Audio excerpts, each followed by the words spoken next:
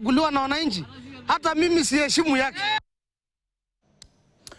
Mamia ya wakulima katika maeneo ya Mlima Longonot kwenye mbuga ya wanyama ya Naivasha wanaishurutisha serikali kuzungushia ua mbuga hiyo kufuatia kuendelea kuongezeka kwa visa vya mzozo baina ya binadamu na wanyamapori.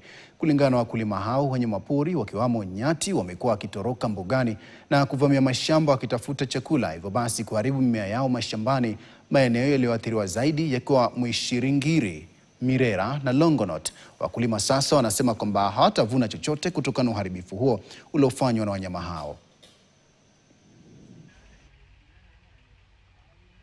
Sasa hapa mimi naona hapa ni hasara tu. Hata ukilima chochote hiyo manyati inakuja inaharibu. Lakini shamba yenyewe ni mzuri, ukipanda chochote inaiba. Ukipanda hata machungwa utakula hata machungwa. Sisi tumeishi kusumbuliwa na nyati.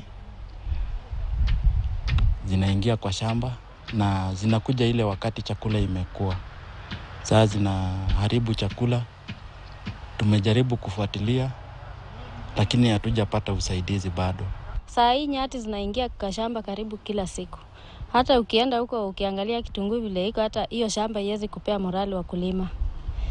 Sasa saa hii ni kutoka tu nje nikitafuta vibarua juu. Sasa shamba nikiangalia shamba ni machozi inatoka juu. Unalima nyati zinaishi kuingia, zinakata waya, zinaingilia kila mahali, zinakula kila kitu. Sasa vile mnaona upande hii na upande hii tulikuwa tumepanda sana, tukifikiria tutafuna mahindi na maharagwe na sukuma. Nilikuwa niko na demu hapa, nilikuwa nimepanda sukuma ndio niuse hii mwezi wa 8 kukiwa na jua ndio nipate kitu kidogo, lakini hiyo yote imepotelea bali.